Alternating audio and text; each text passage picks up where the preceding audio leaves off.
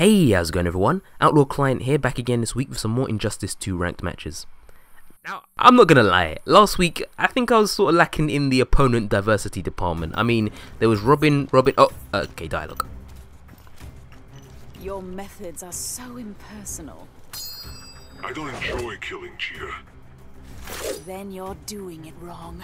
Begin. Alright, there we go guys, no more talking through intros this time, so I won't have to do that long editing. But anyways, as I was saying, the opponents were sort of lacking in that diversity department because there was Robin, and a bit more Robin on the side. But I mean, I don't discourage beating up Damian Wayne. I mean, if there's any character in the game that deserves to get beaten up, it's definitely him. But I just wanted to show off like a greater variety of opponent play styles. You know, as you can see here, Deadshot, back forward one, back forward one, back forward one. No, I'm just kidding. But in general, I wanted to just show off a greater diversity of characters. So, I actually want to talk a bit about the patch notes as well, which I'll get onto a bit later. Actually, no, I'll just get on into it now. So, quite a few characters had adjustments. Not more than half the cast, but a good number of characters. I'd probably say just over a quarter of characters got adjustments this patch. Some a lot more major than others, and Cheetah being one of the more minor character adjustments. But Deadshot, I guess I'd probably say is a major adjustment just because it's so integral to his game. But anyway, as you guys might know, Deadshot, or have probably heard about, Deadshot was an absolute menace pre-patch. I mean, like, his zoning game is incredible, probably the best in the game. I mean, it's probably between him and Darkseid, but easily he's probably first or second in the game. And what made matters worse is that his up-close game as well. Like, he had a true 50-50, really quick moves, you know, little startup frames, and very few recovery frames as well, so it just made him menace from far, and quite a decent character up close as well. He had some decent combos, but in general, he has a fewer frames on his moves. Oh, wait a second, sorry guys, this is the comeback, here we go.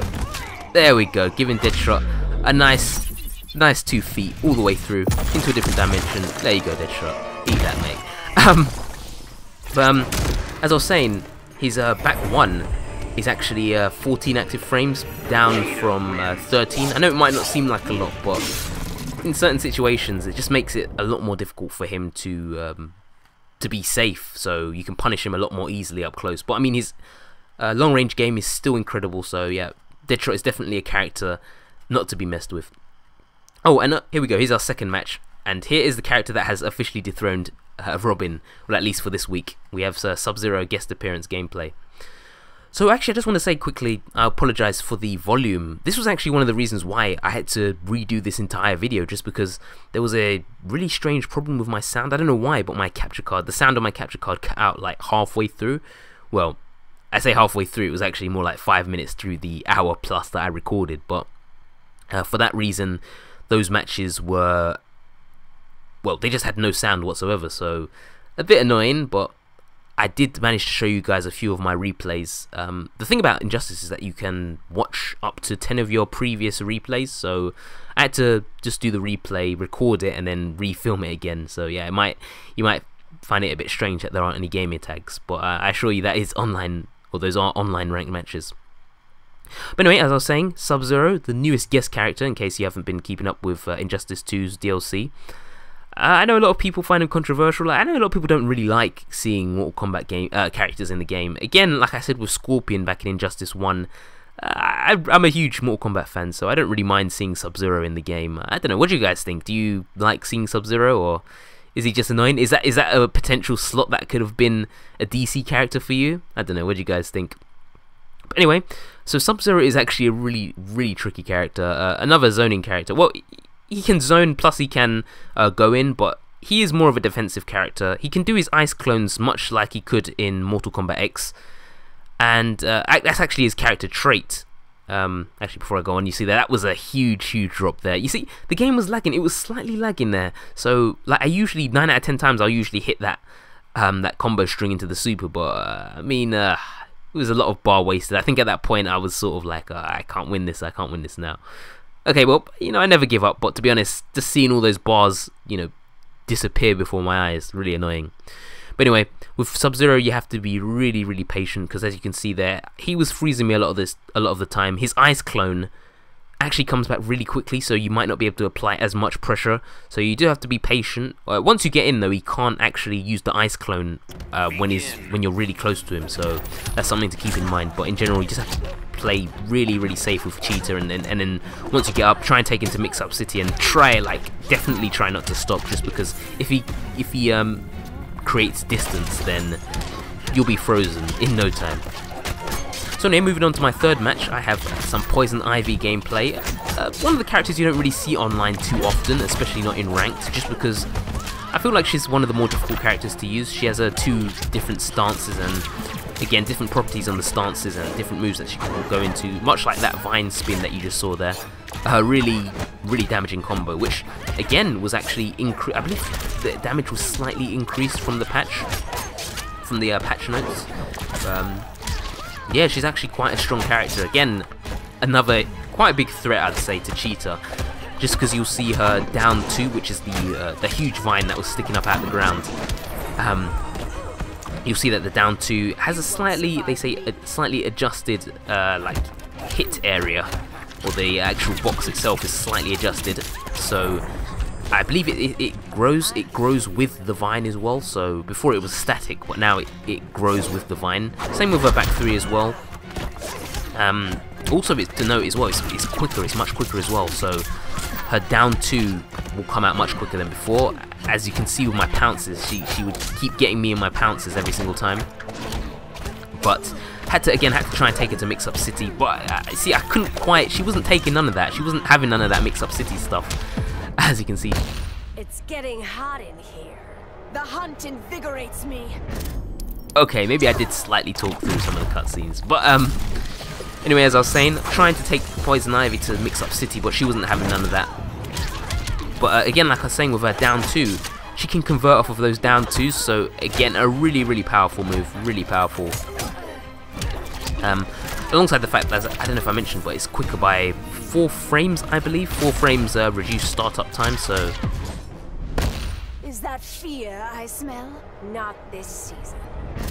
Oh, so as I was saying, slightly quicker, so yeah, she can get that out at a much quicker rate, which just helps even more with the pounces, because I'm so high up. Anyways, as you guys saw as well, I finally used the wager, which you might have, or you've probably noticed that I've barely been using the wager, just because, well, you know, I don't really want to spend those bars, and it's most definitely not because I forgot how to do the wager. But oh, and there we go, that last Mix-Up City. Oh, and she's down. Yep, that last Mix-Up City combo, she just about got me on my second hit of that, but again, it traded and it ended up killing her. But as I was saying with the wager, I didn't completely forget, but it's just that I play like Killer Instinct quite a bit, and there's no wager type system, so I forget a lot of the time. But anyway, here we go. We have someone who was hit possibly the hardest out of all the characters and in this balance patch. We have the man himself, Aquaman, and quite a few changes actually. He's generally not as safe. I believe he's down 2, which is the trident. You notice it's like the anti-air trident swing that he does. It has much like increased startup, and I believe it has fewer active frames as well, so it won't be as powerful. I mean, it's still a strong move, one of the best I'd say in the game, one of the best down 2s in the game, but it nerfed quite a bit, I guess. Also, his back 1, 2, 3 isn't as safe, so he won't be as plus on block. I believe after that he could like apply a lot of pressure to you. So again, definitely more helpful when dealing with Aquaman players. His Trident Rush has a lot less damage. You've probably seen the Trident Rush quite a lot. There we go, speak of the devil. But Trident Rush does a lot less damage. It used to do so much chip damage, it was just insane. But again, less chip damage, less chip damage, and just less damage in general. Your bravado isn't hollow. Thank the goddess of the hunt. And last but certainly not least, his Tentacle Strike, the Tentacle Strike actually doesn't give a ground bounce when meter burns, which is called From the Deep. So you can't convert off of that, you can't convert any combos off of that, but it is still a really strong move, honestly. Why assume I will be easy prey? You lack killer instinct. I have engaged in mortal combat. Did he? Jeez, these JoJo references are out of control. But anyway, as I was saying, Aquaman's ground bounce off of the tentacle strike from the deep, which is the meter burns tentacle strike, won't allow him to get any follow-ups. But again, still a really strong move. And again, I think in general, Aquaman is still a really strong character. He was strong in Injustice 1 and looks like he's going to be strong for Injustice 2 as well. Or still standing strong for quite some time. But anyways, as you guys can see, my final matchup, which I believe is my fourth matchup. Let's see, we have Deadshot, Ivy. Yeah, sorry, no, my fifth matchup. See, these matches are going so quickly. But anyway, another SubZero character. I had to have that run back. I couldn't let that first SubZero match stand. The goddess will be pleased. As I said, just couldn't let that first SubZero match stand, and I'll show you guys that you just have to be really patient. I mean, this guy was pretty good as well, but if you aren't patient, you will be frozen, as I said previously. Oh, see, right there, I had to use a meter. I had to use some meter there just to avoid that icicle, or that ice clone, I should say, because that would have been absolutely devastating. He can get some pretty strong combos off of that, just like in Mortal Kombat X. But anyway, taking this guy to Mix Up City once again. Oh, you see, that's why you have to be patient, guys. An ice clone, or sorry, frozen straight into the super. Not something you want to experience, but luckily didn't take too much health off of me. I had quite a big health lead before I got hit by that super. Anyway, gonna use some meter just to get him far away, and then go back in and finish off with the pounce. And there we go, the command grab, the pounce to command grab. There we go. Cheetah wins. Anyway, just before I quickly leave, I wanted to talk about Cheetah's main changes. I know I didn't even go over Cheetah's changes. Oh, you can enjoy some premium skins there, and some tournament shaders as well, which are pretty cool.